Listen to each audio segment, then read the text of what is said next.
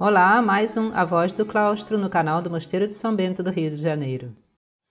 Olá, eu sou a irmã Martina e pensei em começar com vocês hoje uma série que a rigor é bastante difícil, porque o assunto, enfim, é delicado e tem também variadíssimos aspectos, mas me parece que sempre vale a pena no sentido de contribuir com conhecimento e contribuir com informação. É importante para todos nós aprender uns com os outros. Isso sempre ajuda, o conhecimento é sempre bom, é sempre positivo. A série seria então um número de personagens da história da igreja que podem nos ajudar, porque eles mesmos passaram também por esses mesmos problemas, a enfrentar essa situação bastante turbulenta que a gente vive na igreja dos nossos dias, principalmente essa grande polarização que a gente percebe entre os assim chamados conservadores ou tradicionalistas e, por outro lado, os liberais ou progressistas. Na verdade, esses são temas de cunho muito teológico e a teologia não é, enfim, né, a minha área, mas eu vou tentar, portanto, contribuir com aquilo que eu estudei, que é, sobretudo, história da igreja. Nós temos na história da igreja vários personagens, inclusive na história muito recente, que escreveram muito sobre esses temas e que muitas vezes com a sua própria vida também nos deram um testemunho que me parece muito importante para que a gente saiba que a gente não está sozinho e que os problemas que a gente vive não são absolutamente novos. A rigor, os problemas humanos são sempre os mesmos. O que muda são as circunstâncias, o que muda é a cultura, o que muda, enfim, são as coisas materiais, mas a pessoa humana é a mesma, seja onde for e seja também em que época viva.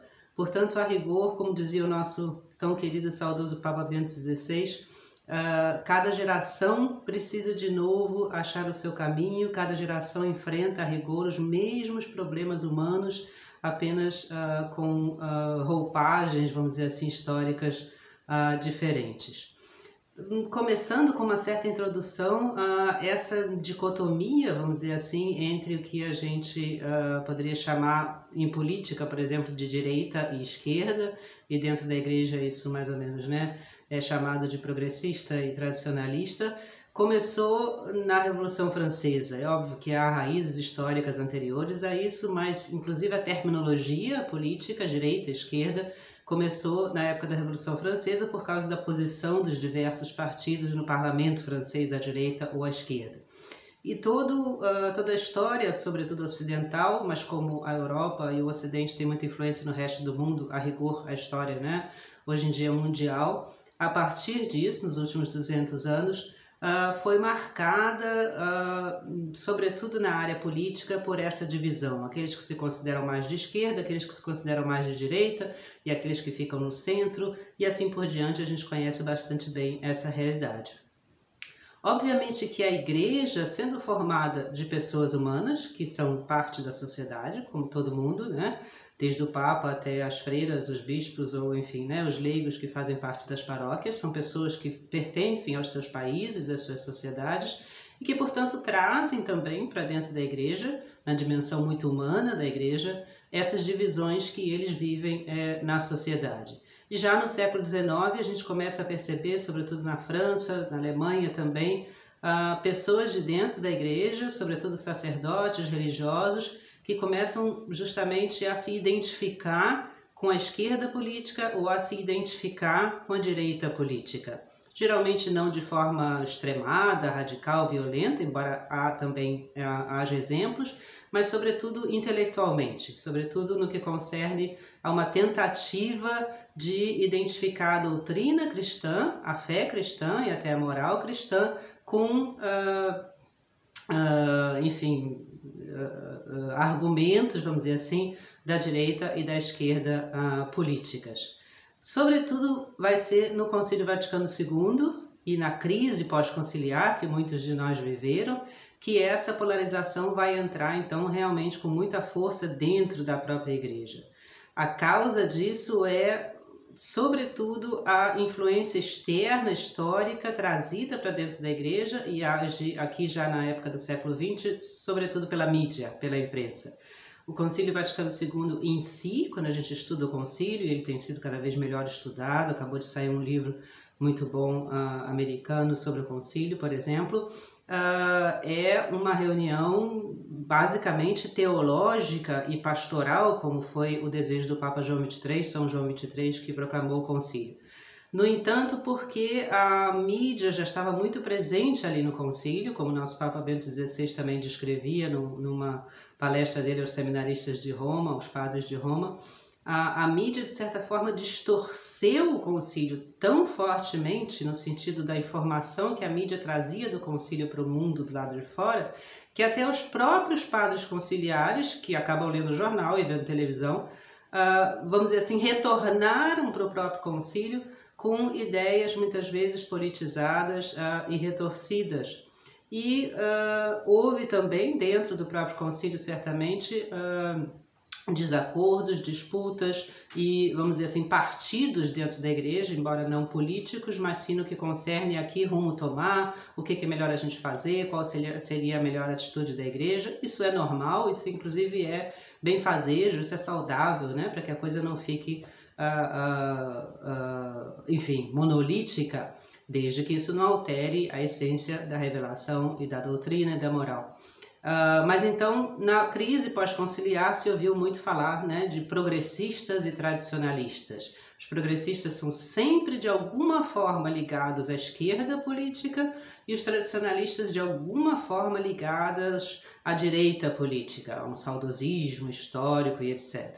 E isso desembocou, sobretudo na década de 60, na década de 70, em movimentos, vamos dizer assim, que a gente poderia chamar de cristãos, porque são feitos por cristãos, inclusive por sacerdotes, embora, né, a teologia cristã aqui seja muitas vezes falha, mas em movimentos que realmente atingiram extremos que a gente poderia já admitir como políticos. Por exemplo, todo o movimento lefebrista, né, os tradicionalistas que seguiram o bispo francês Marcel Lefebvre, que realmente chegou inclusive a denunciar o concílio com uma falsidade, a dizer que, né, a igreja não poderia jamais, enfim, seguir essas normas do Concílio Vaticano II, toda uma série de questões aqui que, né, são complicadas e levam tempo, e que o bom seria, então, de certa forma, voltar atrás no tempo com todas as coisas que isso implica, né,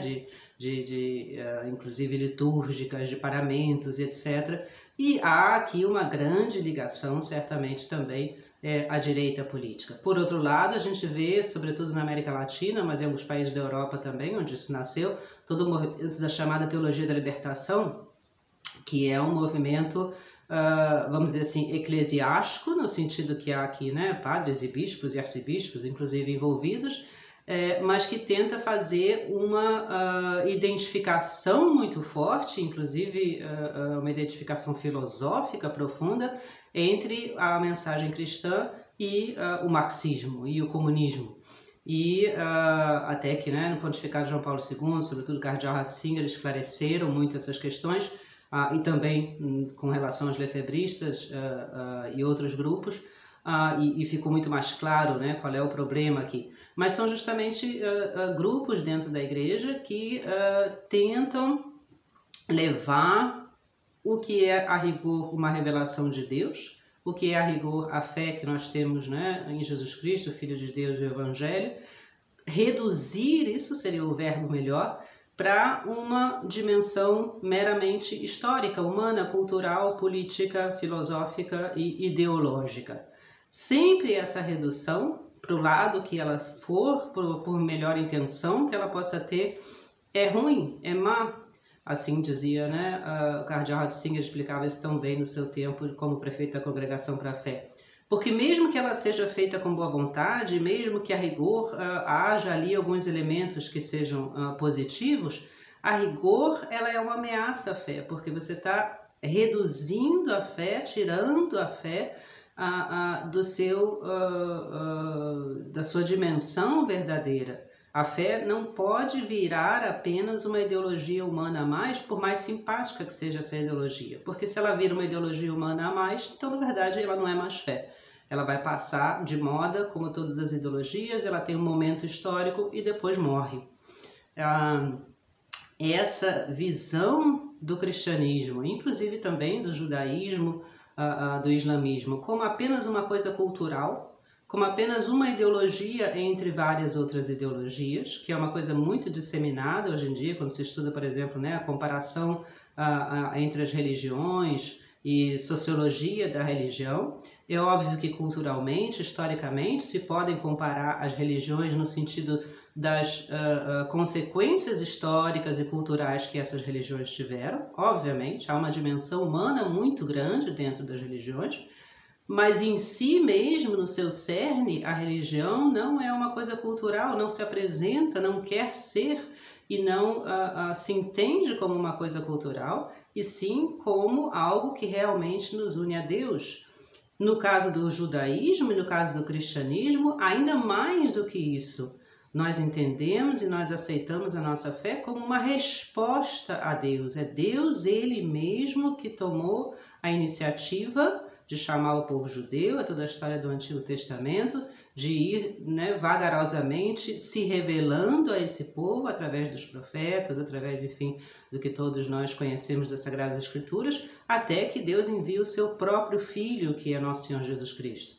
Para nós, portanto, a fé não é absolutamente uma invenção humana, não é algo que nós mesmos fomos a rigor ao longo da história, né? Inventando, adaptando, escrevendo, que é o que muitas vezes se diz, inclusive nos meios acadêmicos. Muitas vezes se usa o argumento, por exemplo, que os apóstolos teriam inventado a fé, né?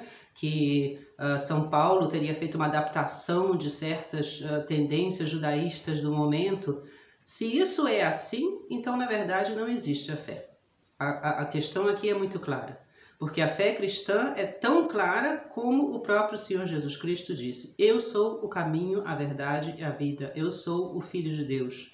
Jesus nunca disse, pode ser, mas também eu sou uma pessoa interessante, me sigam, assim como há vários outros.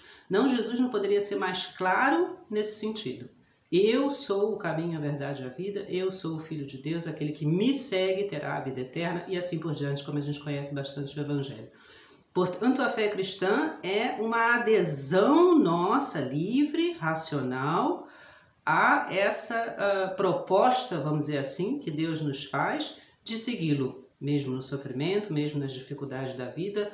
Isso é que é a fé, é crer em Jesus Cristo, é crer em Deus. Isso a gente vê no Evangelho sempre, né? As pessoas que se aproximam, que não são forçadas a isso, a liberdade aqui é essencial, mas que dizem, eu creio. Cura-me, por exemplo, né? Eu creio, quero segui-lo.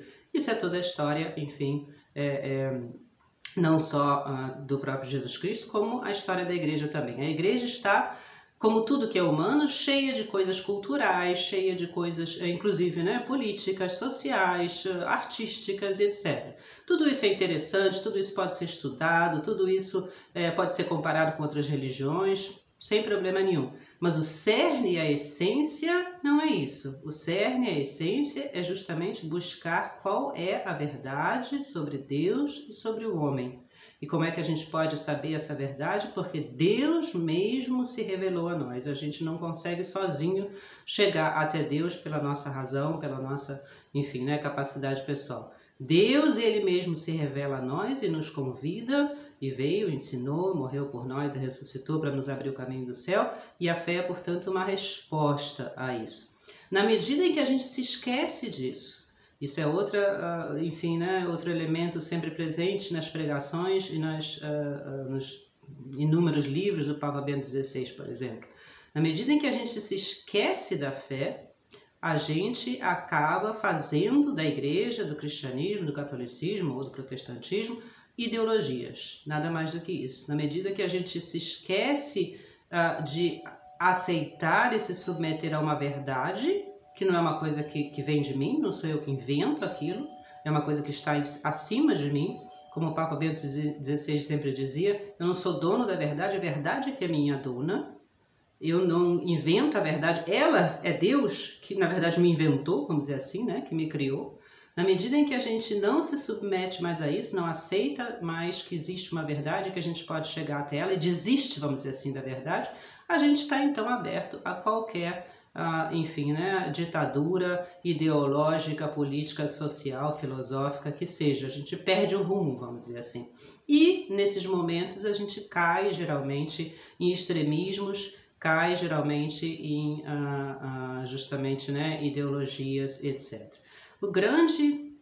A grande causa, talvez, para a nossa polarização, isso dizem os santos, isso diz também a teologia, enfim, cristã, primeiro, as emoções. A gente acaba se deixando levar pelas emoções, a gente perde a cabeça, vamos dizer assim, a gente já não pensa mesmo racionalmente sobre aquilo que a gente está falando, o que a gente está seguindo.